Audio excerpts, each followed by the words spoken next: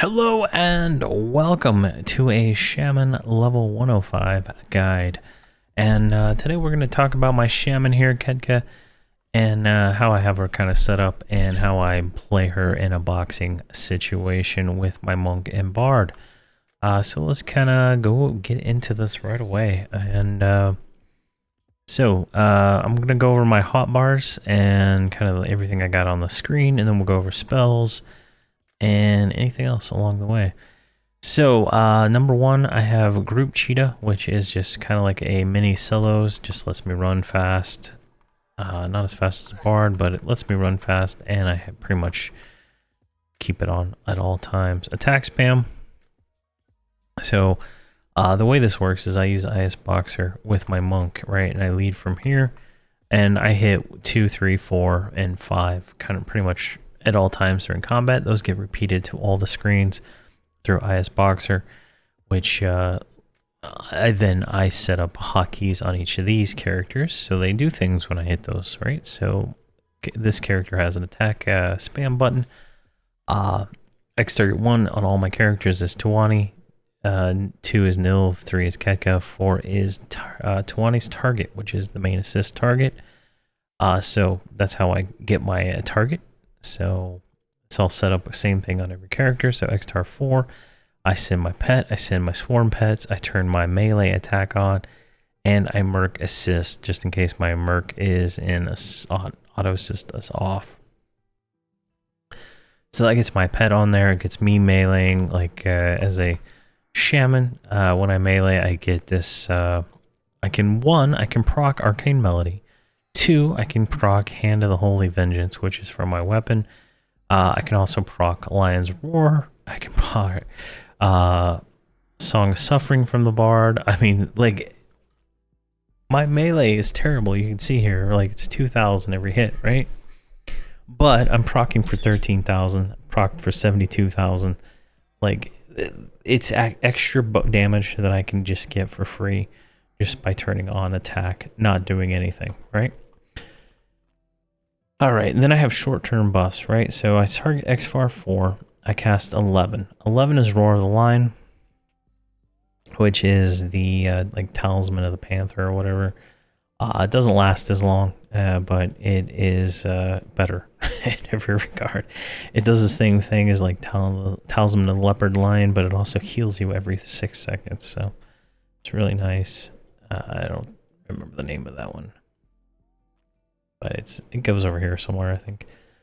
And then I cast 3, which is group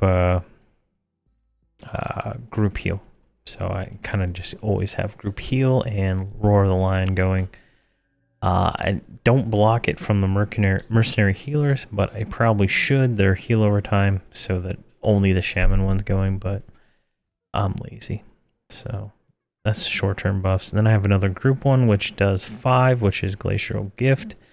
Then it casts 1, and then it casts 3. So this is kind of like group healing, right? So set this up, right? So if I target this with Tawani, right? And I hit group, right? It's going to Glacial Gift on Tawani, which will target the target of her target, right? Hit the combat dummy, which then triggers Healing Twin Cast. So I get Reckless Regeneration, which is my first heal at 1. So I cast that, and I get a double heal for that. So if we look spells, I don't know where I have heal damage at. Glacial Gift. You healed Kedka for that and that. I don't think I have a I don't think I have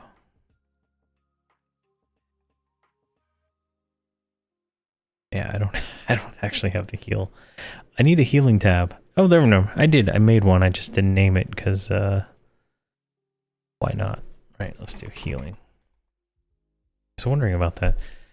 So here we go. You can kind of see the different heals right here. Where is... I don't see the Reckless. Let me do this again. There we go. Healing Twin Cast. Shard renewal. Maybe because it's not healing anything because she's not damaged, but it is what it is. So it just heals double 10 twin cast, which should be like, what is that, 28,000-ish? And then we go into another group heal, but it's not overtaking the cleric one. So, all right, and then I have a sit. Just every character, I have a sit for 6. I don't know why. I've always done it. Then I have my first burn button here, which is silent casting. This will lower my aggro. Let's go ahead and open this up. Call of the Ancients, which is just a AA heal ability, which will just waves of heals, 6,000 health. I mean, it's just massive amounts of healing. Fleeting Spirit, which is, I don't see, there it is right there. So this is another twin cast for the healing and the heal over time. So, oh, and damage over time. So this is healing and damage over time. Twin casting. Very nice. I didn't even realize that. And then intervention. And instantly cast our highest group heal. This will just... So whoever's the lowest gets healed the most kind of thing. Very useful skill there. Typically I hit that at the beginning. Because when I'm setting up a burn, typically the monk is like taking massive damage, like from the named or something like that. So this is just kind of bringing everything together, right? This is like the Shaman I view as ADPS and healing, and the damage the Shaman does is beneficial, but it's just not as beneficial as, say, the monk's damage, where the monk can do extremely high amounts of damage really quick, but not so much with the Shaman. And then I do Ancestral's Aid, which all group members get healed 200-foot radius for another heal over time. So this was 2,000 every 6 seconds, and also increases their stats. So just another, bunch of abilities going on. And then for Burn 2, which I spelled wrong, obviously, I target Xtar 1, just in case I don't have her already targeted. And then I do Ancestral Guardian right here, which increases, is it this one? Is there another one? Ancestral Guard, this one blesses me. I don't know why I'm starting one on this one, but this gives me damage absorb and stuff like that. And then Union of Spirits. This is the reason why I'm starting one. So this one will, whatever my target is, right? Heal it for 40,000, and then 25,000 every 6 seconds, increasing all their stats, right? So this is another just massive heal that I get thrown on Tawani in the beginning of any burn, right? Then we go into Spirit Call, which summons 5 wolves, 106, to attack the target for 60 seconds, and then they'll proc this on the target, which does 46,000 damage. So it's just a massive amount of damage that kind of just goes out there. And then I also do Companion Fortification for some reason. I can't remember why, but this just buffs my pet, just in case my pet takes aggro or needs to to do something useful. But the Shaman pet dies so much, I don't even care. Let's see here. Languid Bite. It's currently disabled. I don't know why. I love this thing. So every time I slow something, I get a dot for 3,200. I think every time I level up, it deactivates it. Now, if I'm mezzing stuff, because I use AoE slow, I think that can cause issues. Let me see here. Yeah, so you can see Pestilent Decay, Turgor's Insect, Languid Bite, and Turgor's Diminished 4. I don't even know what that one is. But you can kind of see that. Here, let's regroup him.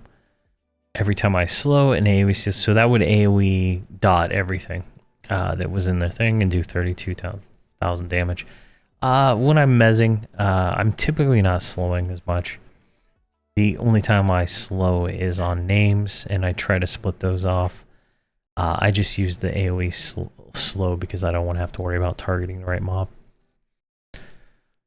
Let's see here. And then Rabid Bear.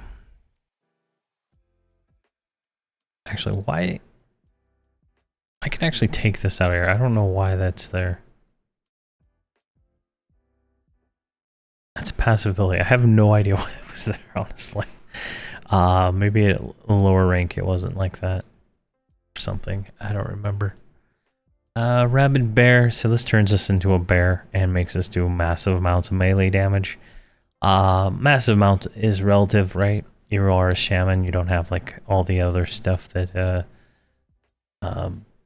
melee classes have, but you gain double attack and stuff like that from this, and can kind of do a little bit of damage, but it's not a lot. Spire of Ancestors, I believe this is one. So this is our kind of I don't think this is it. There's like, no, this is it. Yeah, Spire just increases our healing and our damage over time, criticals by 30%. A bunch of other little buffs in here too. All group members get Apex of the Ancestors, which can trigger melee attacks, increase our accuracy, and minimum damage by 45 points. See also I do Malo. Let's see here. Where is that one at? I think it's the AoE one I'm doing. 140 and 9. Where is it?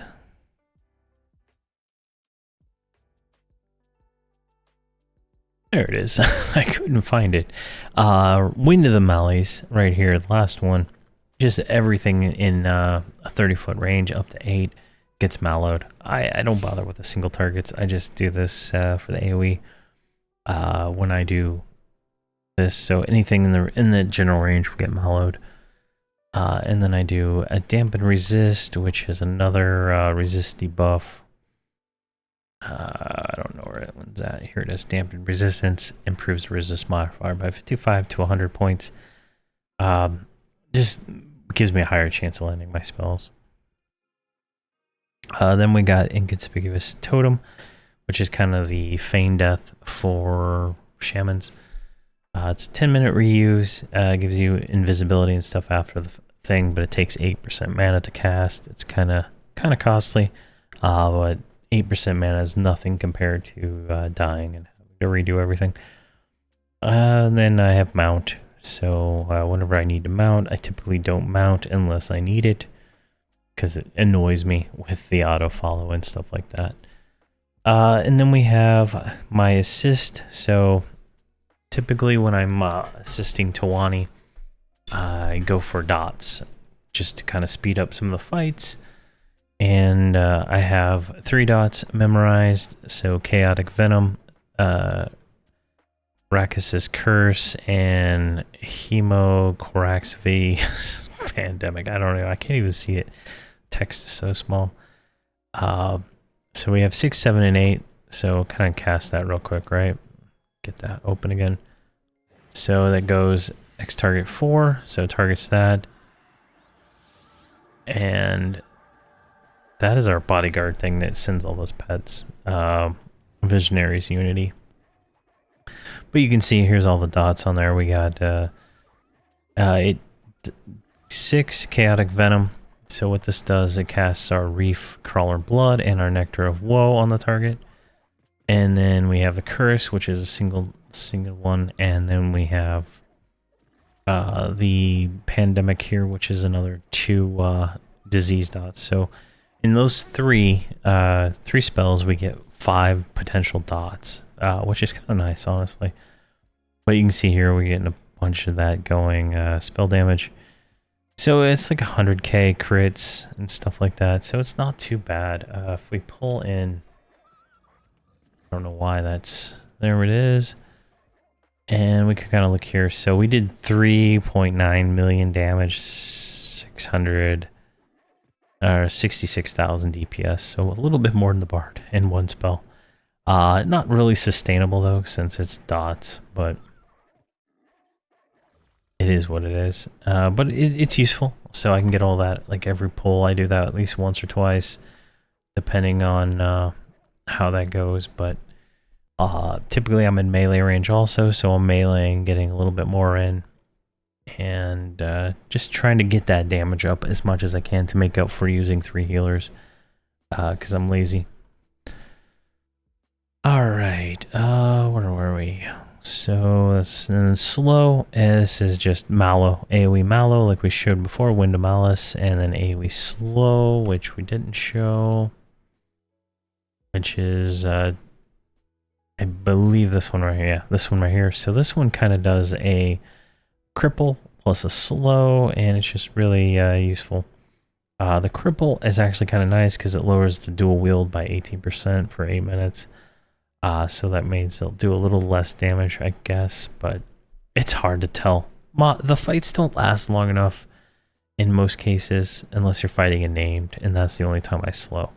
I'm lazy, but I mean, you can do it however you want. Alright, and then over here on 8, I have Ancestor's Intervention, which is just another group heal that'll heal whoever's lowest. So it's just a good keep everybody alive kind of situation. Tranquil Blessing, Mass Group Buff, those are just ways of casting buffs on everybody around you. Mass Tranquility just makes it, I think, cast twice as much mana, and then Mass Group Buff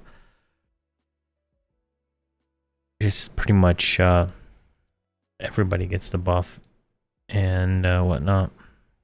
So that's how people buff in guild lobby. My follow, pretty standard here. Stand X target 1, which is always Tawani on this character. Follow Tawani.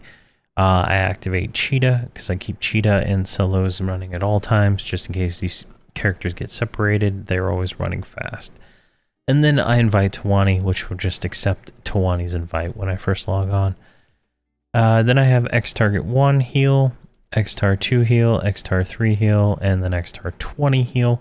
They're all the exact same macro, and we'll kind of show how that works here right now. So, alright, so let's just, Tawani's attacking this thing right here. So let's say Tawani's getting destroyed, right? So I'm going to shift F1.